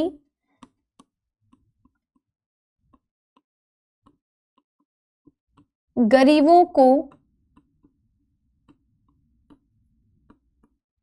वस्त्र दिए, ठीक है। अब यहां तो को है, अब आप कहोगे कि को आ गया है तो यानी यहां कर्म कारक होना चाहिए, क्योंकि कर्म कारक की विभक्ति क्या है, को है, ठीक है। लेकिन नहीं, यही हमको इस चीज को समझना है कि देखो, सबसे पहले तुम्हें परिभाषा को समझना है कि परिभाषा अगर आपको समझ में आ गई है तो आप अंतर बिल्कुल पहचान सकते हो, ठीक है, कि नहीं यहाँ को नहीं होना चाहिए, बल्कि यहाँ पे कर्म नहीं बल्कि संप्रदान ही होना चाहिए, अगर आपने परिभाषा समझी है तो। लेकिन चलिए मान लीजिए यदि आपने परिभाषा नहीं भी समझी है तो हम क्या करके देखेंगे, मैंने क्या बताया है कि जो इसकी दूसरी विभक्ति है हम उसका प्रयोग करके यहां देखेंगे। तो मैं क्या लिखती हूं, मैं इसकी दूसरी विभक्ति का प्रयोग करके यहां देखूंगी, क्या है वह, मोहन ने गरीबों के लिए वस्त्र दिए, ठीक है, मोहन ने गरीबों के लिए वस्त्र दिए। तो अब देखिए, अब आपको लग रहा है कर्म कारक, बताइए जल्दी, को मैंने हटा दिया और के लिए लगा दिया, तो क्या आपको यहां पे लग रहा है कर्म कारक? नहीं लग रहा, क्योंकि क्रिया किसके लिए हुई है, गरीबों के लिए हुई है, ठीक है। वस्त्र किसको दिए हैं, गरीबों, ठीक है, तो गरीबों के लिए वस्त्र दिए गए हैं, इसलिए यहां पे क्या हो जाएगा आपका, सिंपल, ये आपका हो जाएगा संप्रदान कारक, ठीक है। यहां पे भी आपका क्या हो जाएगा, संप्रदान कारक। इस चीज को समझना है कि हाँ वाक्य क्या कहना चाह रहा है, ठीक है, वाक्य क्या कहना चाह रहा है। यहाँ पे क्या हो रहा है, यहाँ पे वस्त्र दिए जा रहे हैं, गरीबों के लिए दिए जा रहे हैं, ठीक है। चलो दूसरा करें उदाहरण, अभी इसके थोड़े से उदाहरण और करते हैं तब आपको और अच्छे से समझ में आएगा। जैसे मैंने लिखा है यहाँ पे कि राजा ने ऐसा ही हो जाएगा, चलिए वो उदाहरण तो दूसरा लिखती हूं मैं, लड़का नहाने को गया, हाँ अब ये भी ऐसा ही है, देखिए क्या लिखा मैंने, लड़का नहाने को गया। अब वही दिक्कत आ रही है कि बार बार तो यहाँ को इस्तेमाल हो रहा है, तो मोस्ट ऑफ द टाइम्स क्या होता है बच्चों, संप्रदान कारक में के लिए की जगह को आपको दिखाई देगा, लेकिन वहां पे ये मत कर दीजिएगा कि को है तो कर्म कारक है, नहीं, क्रिया का प्रभाव तो नहीं पड़ रहा है ना, क्या हो रहा है, नहाने के लिए गया, ठीक है, किसके लिए गया, कार्य किसके लिए हुआ, नहाने के लिए, ठीक है। तो इसलिए यहाँ पे अगर हम, चलो अगर आपको परिभाषा भी ना याद रही तो हम क्या करेंगे, सिंपल हम दूसरा जो कारक है वह इस्तेमाल करके देखेंगे, सॉरी कारक नहीं विभक्ति इस्तेमाल करके देखेंगे, और बिल्कुल इसके इस्तेमाल से क्या हो रहा है, वाक्य अपने अर्थ में है, ठीक है, वाक्य ठीक बन रहा है, तो क्या हो जाएगा, संप्रदान कारक हो जाएगा, ठीक है।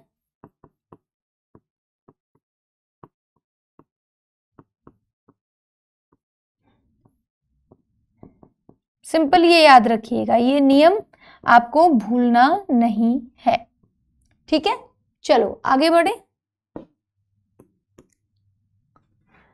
इसके पश्चात हमारा कौन सा है सबसे इंपॉर्टेंट जो आ गया अब आपका, अपादान।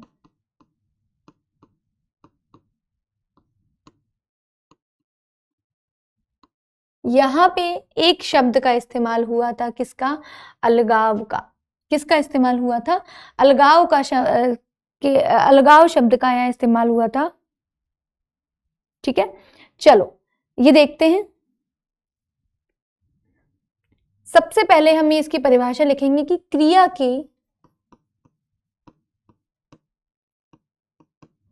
विभाग की अवधि,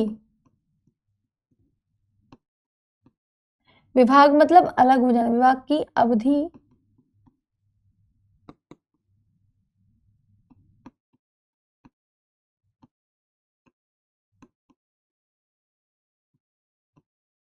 की सूचना, ठीक है ना।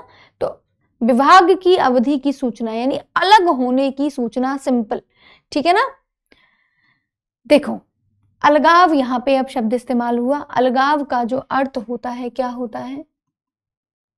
अलगाव, अलगाव का जो अर्थ होता है वह होता है अलग होना, ठीक है, अलग हो जाना इत्यादि। अब करण कारक में क्या था बताइए?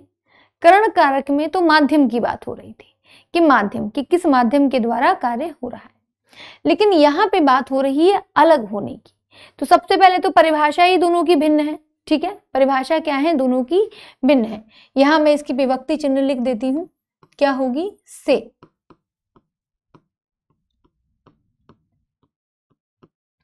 इसकी विभक्ति है, ठीक है। दोनों ही ये पूरी तरीके से भिन्न है, सबसे ज्यादा तो ये ध्यान रखिएगा, ठीक है। अब देखो यहां पे कैसे हम इसको समझेंगे। इसमें हमेशा जब बात होगी तो दो वस्तुओं के अलग होने की बात होगी, ठीक है। किसकी बात होगी? अलग होने की बात होगी। जैसे सबसे जो सिंपल उदाहरण मैं आपका बताऊं तो गंगा हिमालय से निकलती है। सिंपल मैंने ये बता दिया क्या कि गंगा हिमालय से निकलती है। ये उदाहरण मैं यहां लिखती हूं।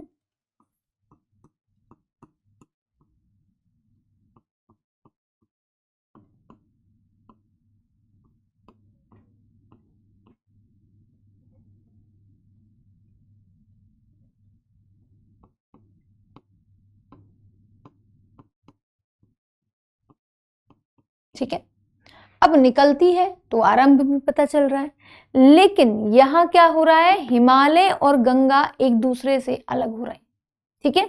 हिमालय गंगा, सॉरी, गंगा हिमालय से निकलती है, अर्थात क्या हो रहा है कि हिमालय से गंगा अलग हो रही है। तो जहां भी अलग होने का बोध हो, सिंपल, कोई माध्यम नहीं, कोई साधन नहीं, कोई कर्म नहीं, अलग होने का बोध। तो जहां भी अलग होने का बोध आपको दिखाई देगा वहां क्या हो जाएगा? अपादान कारक हो जाएगा, ठीक है। दूसरी बात क्या? चलिए अपादान तो हो गया, एक और बात, एक और उदाहरण कर लेते हैं कि पत्ते पेड़ से गिर रहे हैं। क्या? पत्ते पेड़ से गिर रहे हैं, ठीक है, पत्ते पेड़ से गिर रहे हैं। अब आप बताइए कि पत्ते पेड़ से गिर रहे हैं, पत्ते पेड़ों के साथ तो नहीं गिर रहे ना, पत्ते पेड़ से गिर रहे हैं, ठीक है, नहीं अलग हो रहे हैं, वापस तो नहीं लगेंगे जाके। तो अलग होने की जहां भी प्रक्रिया होगी वहां क्या हो जाएगा? आपका अपादान कारक हो जाएगा,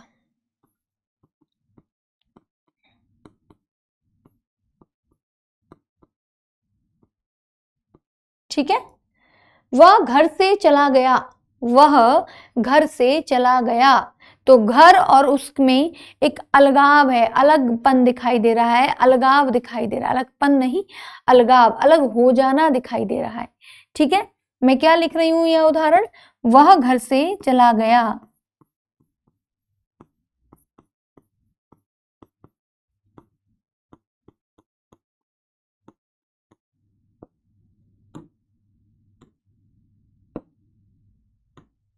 ठीक है, क्या हो जाएगा? अपादान कारक हो जाएगा, ठीक है। क्या है? अब अलगाव है, समझ गए? अलगाव यानी अलग होने की स्थिति आपको जहां दिखेगी वहां अपादान कारक होगा, उस स्थिति को हम अलगाव कहते हैं, ठीक है। कोई भी एग्जाम्पल होगा, मान लो मैंने बोला कि बालक भूतों से डरते हैं, ठीक है, बालक भूतों से डरता है। अब यहाँ पे देखो डरना क्या है? एक अलगावी तो है ना भूतों से, ठीक है। बालक और भूत साथ बैठ के खेलेंगे तो नहीं, तो इसीलिए यहाँ पे क्या अलगाव दिखाई दे रहा है, एक अलगपन, अलग, अलग हो जाना, ठीक है, अलग। तो यहां ध्यान रखिएगा कि जहां भी अलग हो जाना दिखाई देगा वहां आपका अपादान कारक होगा। चलो ये तो आपको समझ आ गया, लेकिन अब करण में और इसमें बिल्कुल कंफ्यूजन होता है, तो मैं यहाँ पे आपको करण और वो समझाती हूँ अपादान में अंतर।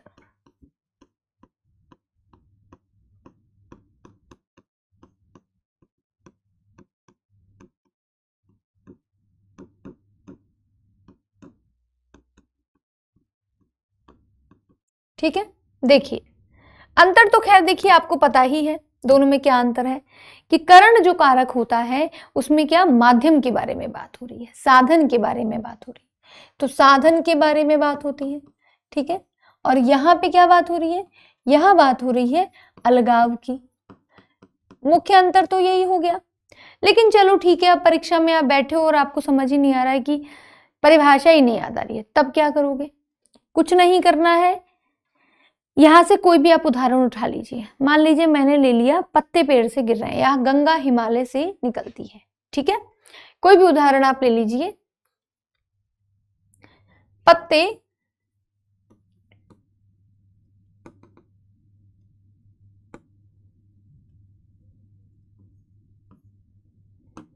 मैंने उदाहरण ले लिया, चलिए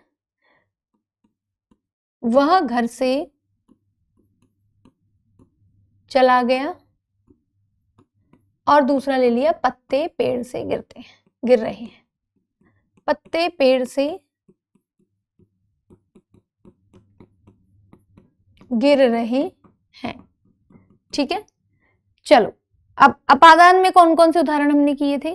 सीमा, यहां से हम ले लेते हैं, मान लीजिए सीमा बस से स्कूल जाती है। ठीक है, ये भी मैं उदाहरण यही लिख लेती हूं, क्या कि सीमा बस से स्कूल जाती है। समझ में आ गई बात? तो ये मैंने यहाँ सारे उदाहरण आपके लिख दिए। अब देखिए वह घर से चला गया, यहाँ मैंने बताया कि अलगाव दिखाई दे रहा है घर और उसके बीच में, और पत्ते पेड़ से गिर रहे हैं, यहाँ भी अलगाव है। जबकि सीमा बस से स्कूल जाती है, यानी कि वह बस के द्वारा स्कूल जा रही है, एक माध्यम है बस।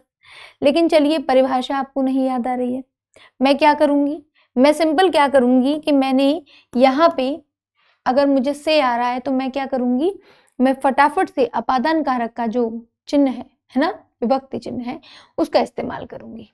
तो मैंने यहां लिखा कि वह घर के द्वारा चला गया।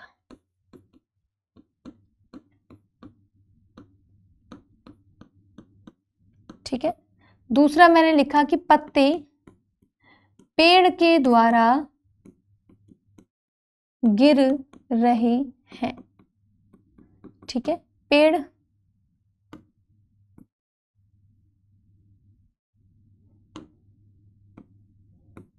के द्वारा गिर रहे हैं। ठीक है, ये हो गया। यहां तो देखो करण में आपको पहचानने में इतनी दिक्कत नहीं होगी, यहां तो साफ साफ दिखाई दे रहा है कि क्या है, यहाँ माध्यम है बस। ठीक है, यहाँ पे क्या है, बस माध्यम है। ठीक है, स्कूल जाने का माध्यम है, यानी जाने का माध्यम है, यानी क्रिया का माध्यम है। ठीक है, साधन है, साधन माध्यम। ठीक है, यहां क्या हो जाएगा, करण कारक हो जाएगा। सिंपल आप यहां पहचान पा रहे हो। अब जरा इन वाक्यों को पढ़िए। वह घर से चला गया, वह घर के द्वारा चला गया। ठीक है, पत्ते पेड़ से गिर रहे हैं, पत्ते पेड़ के द्वारा गिर रहे हैं। कौन से आपको वाक्य ठीक लगे? क्या पत्ते पेड़ के द्वारा गिरेंगे, या वह घर के द्वारा जाएगा? क्या घर कोई यहाँ पे साधन नजर आ रहा है, माध्यम नजर आ रहा है, या पेड़ माध्यम नजर आ रहा है? नहीं, तो ये वाक्य क्या लग रहे हैं, बिल्कुल गलत लग रहे हैं, अशुद्ध लग रहे हैं। पेड़ थोड़ी पत्ते को गिराएगा, ठीक है, और घर थोड़े ही उसको निकालेगा, समझे? तो इसलिए यहाँ पे क्या हो गया, यहाँ पे ये दोनों वाक्य आपके अशुद्ध हैं। क्या है, अशुद्ध नजर आ रहे हैं। तो जब भी आप ऐसी सिचुएशन में फंसो कि आपको लगे कि नहीं हमें नहीं आ रहा है कि कौन सा कारक है, तो सिंपल जिस कारक की दूसरी विभक्ति है उसका इस्तेमाल करके आप लोग देख लेंगे। आसानी से आपको समझ आ जाएगा कि यहाँ पे अपादान है, ठीक है, और यहाँ पर भी कौन सा है, अपादान कारक है, और यहाँ अलगाव है। ठीक है, क्या है, अलगाव। यानी अलग होने की स्थिति यहाँ प्रस्तुत हो रही है, इसलिए क्या हो जाएगा आपका अपादान। सिंपल, ये बस एक छोटी सी ट्रिक है जिसको हम कह सकते हैं कि यदि हमें परिभाषा नहीं याद आई तो हम फटाफट से विभक्ति चिन्ह का प्रयोग करके देखेंगे और हमें समझ में आ जाएगा कि कौन सा कारक है। ओके, चलिए अब आगे बढ़ते हैं। छठवां आपका क्या है, संबंध कारक। अब ये तो आसान है एकदम, बाकी के तीनों कारक भी बिल्कुल ही आसान है आपके।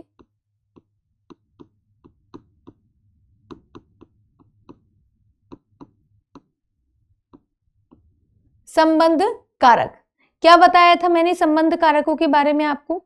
मैंने आपको परिभाषा तो हालांकि मैं दे चुकी हूं, एक मिनट रुकिएगा। कि जो क्या बताता है, जो पारस्परिक संबंध बताते हैं दो पदों में, ठीक है। क्या विभक्ति चिन्ह है इसकी? इसका विभक्ति चिन्ह क्या होगा? देखिए, इसका अगर विभक्ति चिन्ह की बात करें तो हम विभक्ति चिन्ह इसके होंगे काकी के रारी रे।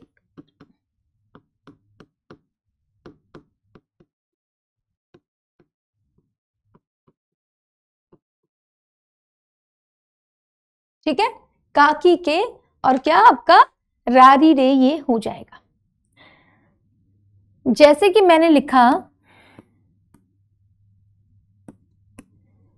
सिंपल मैं बता रही हूं, लड़के की पुस्तक। क्या? लड़के की पुस्तक।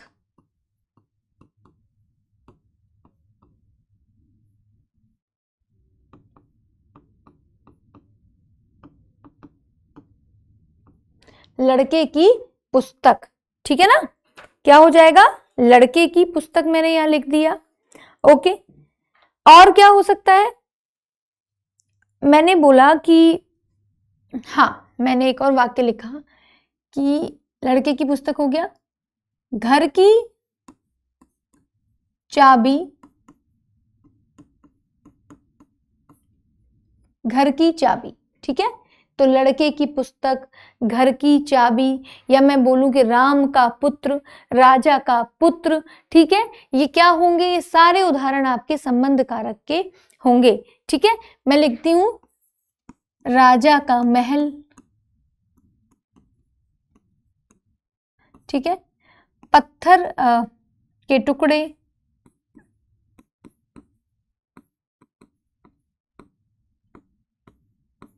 पत्थर के टुकड़े, राजा का महल, ठीक है, और रानी का कमरा, जो कुछ भी है ना, तो ये सभी आपके क्या होंगे?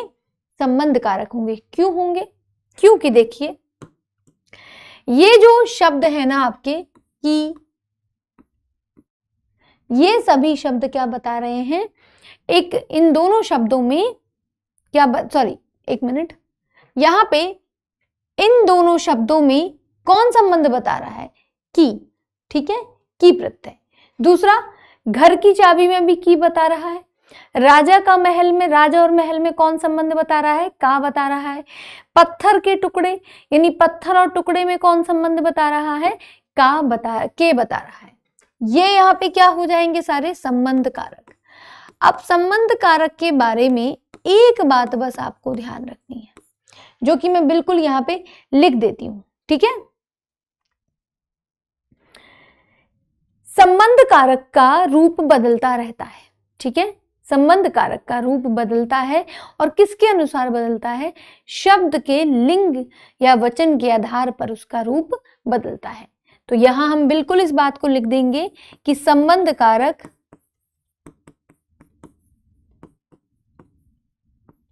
का रूप शब्द के लिंग वचन के अनुसार परिवर्तित होता रहता है, ठीक है। लिंग वचन के कारण बदलता रहता है। कैसे?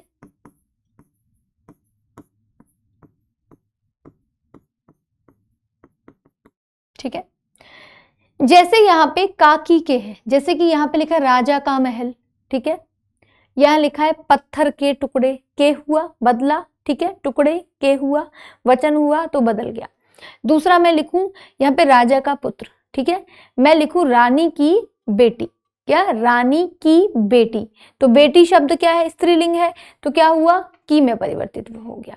तो इस प्रकार जो है आपके ये बदलते रहते हैं, किसके अनुसार, शब्द के लिंग वचन के अनुसार, ठीक है।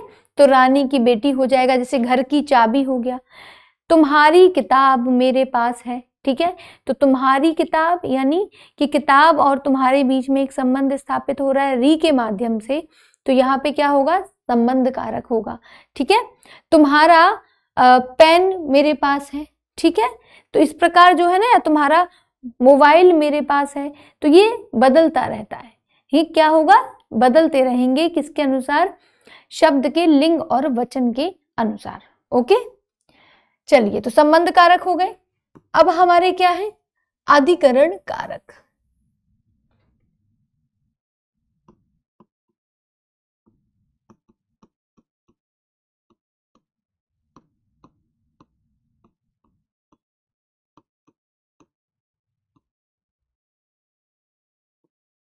क्या बताया था, क्रिया का आधार ये स्पष्ट करते हैं, क्या करते हैं, क्रिया का आधार स्पष्ट करते हैं, कि जिससे क्रिया के आधार का बोध होता है वे हमारे अधिकरण कारक कहलाते हैं। कैसे,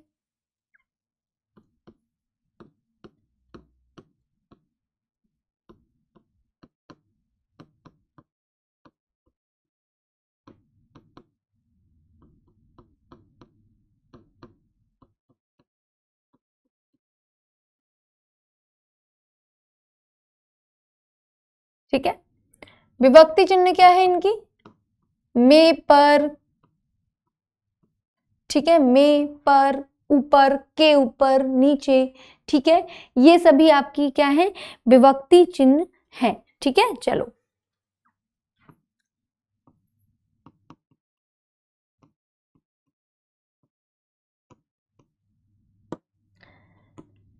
ओके, जैसे मान लीजिए मैं उदाहरण लेती हूं, मैंने लिखा कि सिंह वन में रहता है, या शेर वन में रहता है। चलो,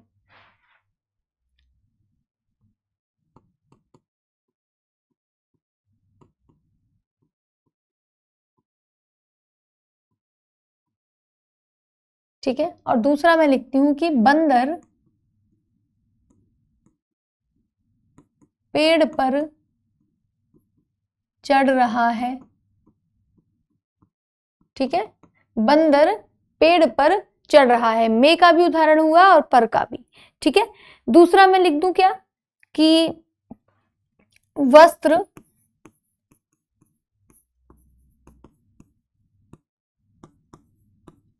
अलमारी में है, ठीक है, वस्त्र अलमारी में है, फूलदान टेबल पर है, ठीक है। तो फूलदान ऐसे अगर मैं लिखूंगी तो क्या है, फूलदान मेज पर है, मैं लिख देती हूं फूलदान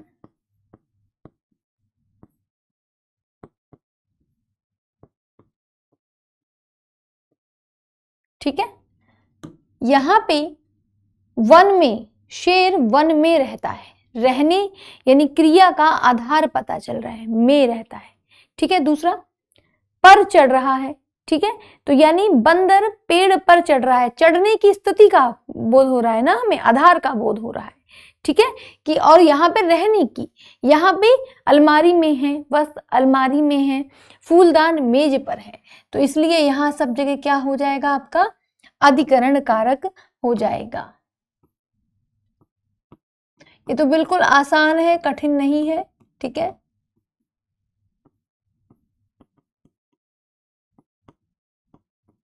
यानी कि बस स्थिति का बोध होना है, ठीक है, स्थिति का बोध जिससे पता चलेगा आपको, वही आपका अधिकरण कारक हो जाएगा, ठीक है।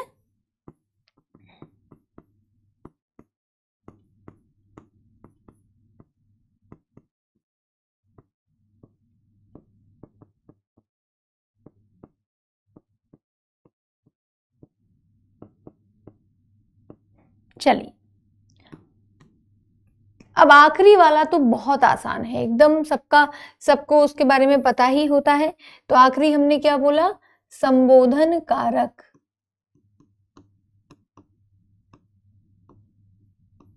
देखो संबोधन का तो अर्थ ही होता है क्या, बुलाना, पुकारना। तो बिल्कुल पुकारना, बुलाना, ठीक है, ये आपका संबोधन कारक हो जाएगा। देखो यहाँ पे बेसिकली ये ध्यान रखना कि इनको पहचानना आसान है। जैसे मैं लिख देती हूँ, चलिए विभक्ति चिन्ह यहाँ लिख देती हूँ। पहले तो इसका क्या होगा कि पुकारना, ठीक है, पुकारने का बोध।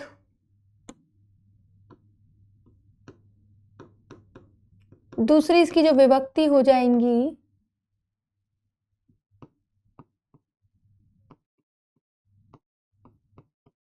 तो हे, ठीक है, हे हो गई, अरे हो गई, ठीक है, अरे हो गई। और क्या हो सकती है, ओह हो सकती है, ठीक है, अजी हो सकती है,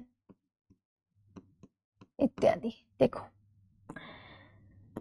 जैसे मैंने बोला, हे नाथ मेरे अपराधों को क्षमा करो, ठीक है, मैं क्या कर रही हूं यहाँ, हे नाथ मेरे अपराधों को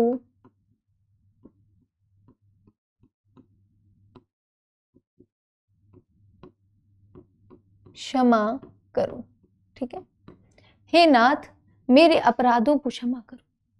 यहां क्या है, हम नाथ को पुकार रहे हैं, यानी ईश्वर को पुकारने का कार्य कर रहे हैं, ठीक है। देखो संबोधन में क्या होता है, एक तो संबोधन जो कारक होते हैं बिल्कुल वाक्य से पहले जुड़ते हैं, ठीक है। दूसरी बात क्या, इनको आप कैसे पहचान सकते हो, कई बार ज्यादातर तो विस्मयादि बोधक जो चिन्ह है आपका ये लगा होता है। अगर नहीं भी लगा होता है तो कॉमा लगा होगा, तो आप पहचान जाओगे।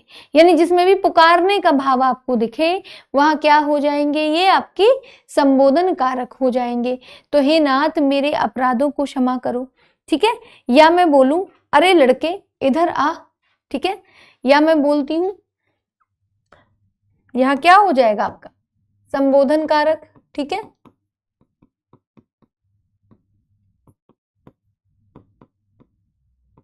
दूसरा मैंने बोला अजी सुनते हो, तो यहां क्या हो जाएगा, ये यहां भी आपको मिलेगा क्या, संबोधन, ठीक है। अरे लड़के इधर आ,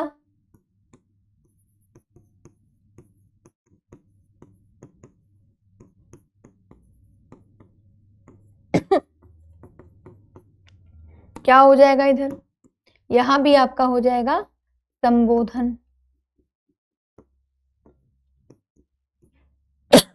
तो ये तो बिल्कुल आसान है, बिल्कुल आपको संबोधन जहां नजर आए क्या हो जाएगा, संबोधन कारक हो जाएगा, ठीक है। पुकारने की स्थिति दिखाई दे, पुकारने की स्थिति नहीं बोलेंगे, भाव दिखाई दे, ठीक है। तो ये आपके 8 कारक हो गए। देख लीजिए अच्छे से कि कौन सारे हमने करवा दिए हैं। अंतर भी मैंने आपको सब में बता दिया है, चाहे वह संबोधन कारक हो, अधिकरण हो, संबंध हो, साथ में आपके जो करण कारक है और जो अपादान कारक है उसका भी मैंने आपको अंतर बता दिया है कि पहचानना किस प्रकार है, ठीक है।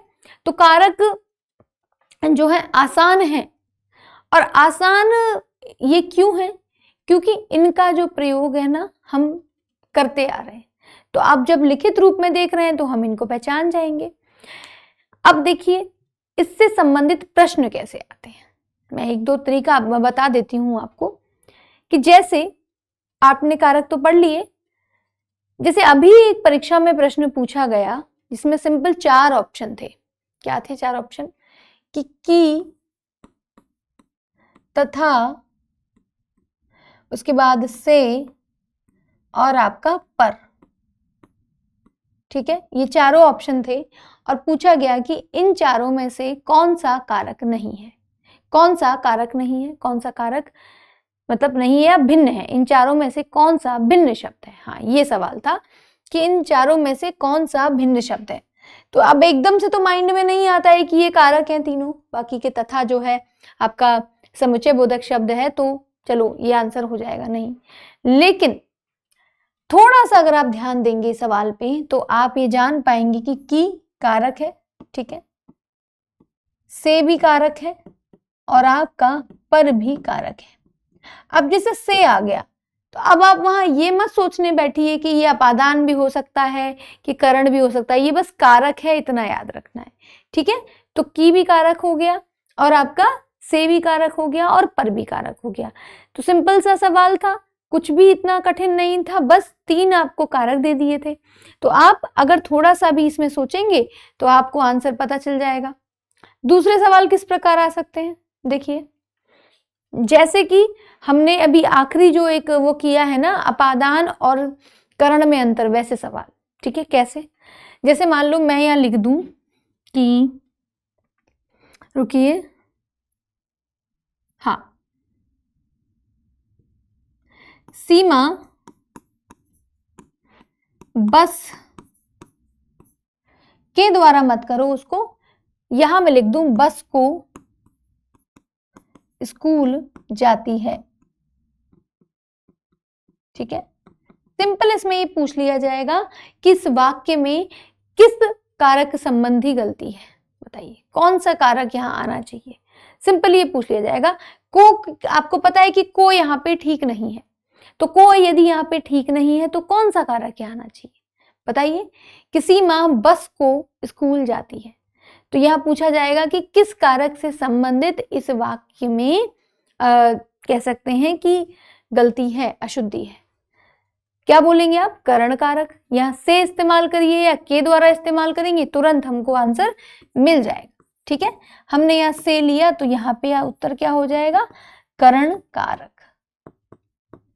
समझ गए? इस प्रकार के सवाल पूछे जा सकते हैं। इसके बाद सिंपल अपादान कारक से संबंधित सवाल आ जाते हैं कि पेड़ से पत्ते गिर रहे हैं, क्यों आते हैं उस संबंधित सवाल? क्योंकि कंफ्यूजन क्रिएट करने के लिए, क्योंकि करण भी वहां है। ठीक है, और अपादान भी वहां ऑप्शन में होगा, और करण और अपादान दोनों में से का प्रयोग होता है। तो आप एक बार को सोचेंगे कि क्या हो सकता है कि कहीं करण तो नहीं है, इसलिए इस प्रकार के सवाल आ सकते हैं, है ना। तो वाक्य से संबंधित सवाल हो गए। ठीक है, वाक्य संबंधी अशुद्धियां, ठीक है, कारक अशुद्धियां।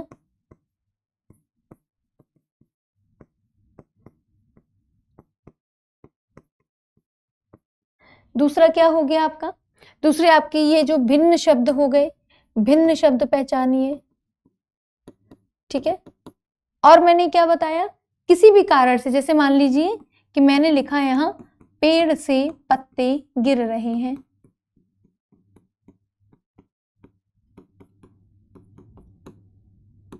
ठीक है, पेड़ से पत्ते गिर रहे हैं। सिंपल पूछ लिया जाएगा यहां कौन सा है, अपादान या करण।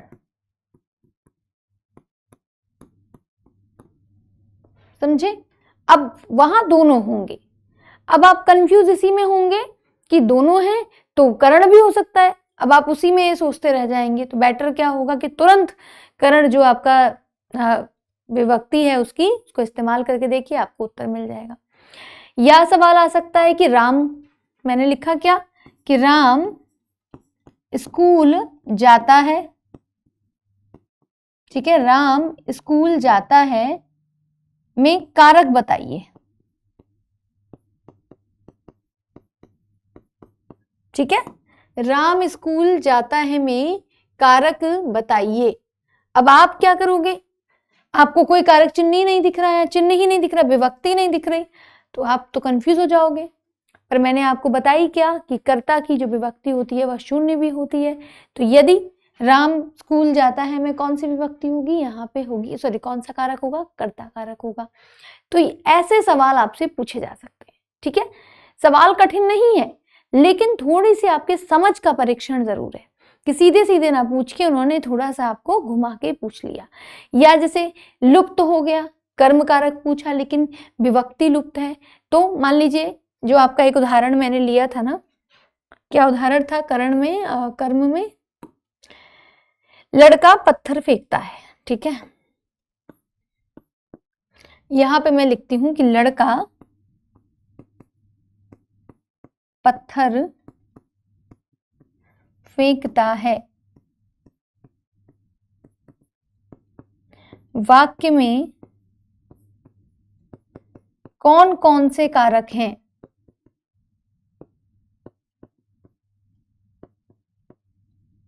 ठीक है, कौन कौन से कारक हैं, ये आपसे अगर पूछ लिया तो आप बोलोगे कोई दिख ही नहीं रहा तो कारक, ये तो प्रश्न ही गलत है। पर अब मैं आपको बता चुकी हूँ कि ये प्रश्न गलत नहीं है। यहाँ शून्य विभक्ति, लुप्त विभक्ति, ये देखना है कि हाँ यहाँ कौन सा कारक है। तो इसलिए ये भी आ सकते हैं। एक लंबा वाक्य आ सकता है और उसमें कई सारे कारक हो सकते हैं, तो वो ये भी आ सकता है कि इसमें कौन कौन से कारक हैं। तो ये याद रखिएगा कि एक वाक्य में कई कारक इस्तेमाल हो सकते हैं और एक ही लंबे वाक्य में एक कारक भी प्रयोग किया जा सकता है। ठीक है, तो ये आपके कुछ संबंधित, मतलब कहेंगे कि प्रश्न हो गए जो इस विषय से संबंधित इस प्रकार के प्रश्न पूछे जा सकते हैं। तो ये ध्यान रखिएगा।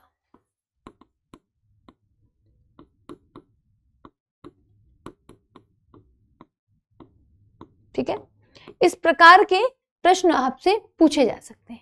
ठीक है, पूछा जा सकता है कि अपादान और करण में क्या अंतर है, सिंपल। ठीक है, तो ये तैयार रखिएगा क्योंकि यही सवाल कारक से सबसे ज्यादा बनेंगे। वाक्य में अशुद्धि, कारक संबंधी अशुद्धियां बनेंगी। ठीक है, पेड़ से पत्ते गिर रहे हैं, आप बता पाएंगे यह कौन सा कारक है। लुप्त या शून्य विभक्ति होगी तो कौन सा कारक है, ये आपको पहचानना आना चाहिए परिभाषा के अकॉर्डिंग। ठीक है, तो इस प्रकार के सवाल आपके बनेंगे। तो ये आपका कारक का जो विषय है वह पूरा हो गया। एक बार हम लोग रिवीजन जरूर करेंगे क्योंकि रिवीजन मस्ट होता है। कुछ भी आप पढ़ो तो आप जो है रिवीजन जरूर करो। अब जैसे आज आपने कारक पढ़े तो तुरंत आज ही आपको एक बार और ये रिवाइज कर लेना है ताकि ये बिल्कुल आपका पक्का हो सके। ओके, तो यहाँ पे ये हमने वाक्य के माध्यम से समझा दिया और मैंने ये आपको कारक की परिभाषा जो है, जिसको व्याकरणिक परिभाषा मैं बोलूंगी कि व्याकरणिक परिभाषा यहाँ लिखी हुई है, लेकिन इसको रटना नहीं है, परिभाषा नहीं पूछी जाएगी, केवल उसकी मीनिंग, अर्थ पूछा जाएगा। तो हमें अर्थ समझना है, तो अर्थ को समझिए। ठीक है, इसके पश्चात ये कारक हमारे होते हैं 8 प्रकार के होते हैं, ये याद रखिएगा। साथ में इनकी विभक्ति चिन्ह है ना, कि कर्ता ने कर्म को करण से संप्रदान के लिए अपादान से संबंध काकी के रारी रे अधिकरण में पर के ऊपर संबोधन हे अरे ओ अजी। एकदम गीत की तरह, मैंने बोला ना अभी 2 बार आप गाओगे आपको याद हो जाएगा। तो गीत की तरह इसको आपको याद करना है। ओके, चलिए इसके बाद आपके कर्ता कारक, कर्म कारक, करण में मैंने आपको बता दिया। अब करण और अपादान भी मैं आपको बता चुकी हूँ और संप्रदान और कर्म कारक भी, इन दोनों में भी अंतर होता है और आपके करण और अपादान में भी अंतर होता है। तो दोनों ही मैंने आपको क्लियर कर दिए। यहाँ पे मैं एक बार लिख भी दूंगी, रुकिए। संबंध कारक हो गए, अधिकरण कारक हो गए और ये आपके संबोधन कारक हो गए। ठीक है, और हमारे संबंधित प्रश्न हो गए। लेकिन यहाँ पे मैं एक चीज लिख देती हूं इसके नीचे कि हमने यहाँ पे 2 जो बिंदु हैं मुख्य, वो क्या डिस्कस किए हैं। सबसे पहले हमने कर्म कारक और संप्रदान कारक में अंतर। ठीक है,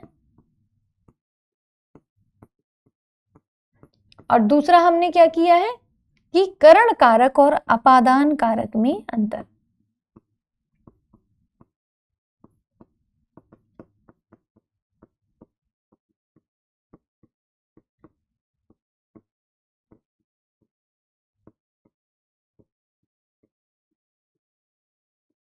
ठीक है, ये 2 अंतर हमने मुख्यतः यहां समझे हैं।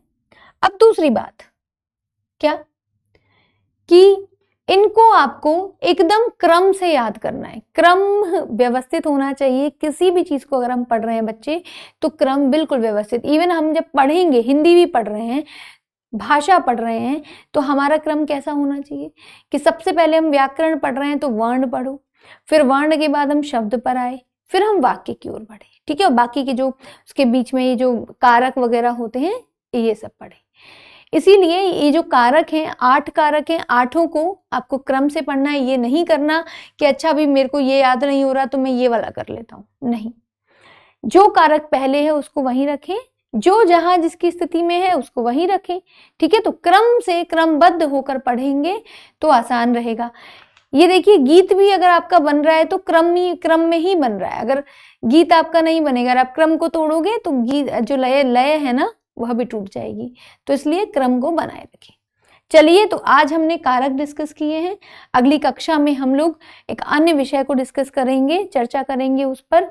तब तक के लिए आप लोगों को क्या करना है कि ये इसका रिवीजन करना है और कोशिश करनी है कि कुछ वाक्य आप स्वयं लिखें और उसमें कारकों को पहचानें। ठीक है, और जो मैंने संबंधित प्रश्न बताए हैं, ठीक है, किस प्रकार के प्रश्न आ सकते हैं, उसी आधार पर कुछ कुछ प्रश्नों को हल करें। ठीक है, तो आपका कारक जो है ना आज ही समझ में आ जाएगा, आज ही पूरा हो जाएगा। आपको दोबारा से इसको समय देने की जरूरत नहीं पड़ेगी और रोज रोज समय देने की आवश्यकता नहीं पड़ेगी।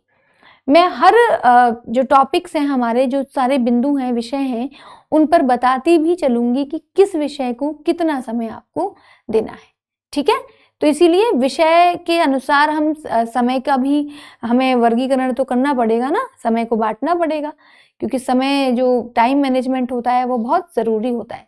कहीं हम ऐसा तो नहीं कर रहे कि कारक की जो विषय है उसको हम 4 घंटा दे रहे हैं और संधि है उसको 1 घंटा, तो नहीं, ऐसा हम नहीं करेंगे।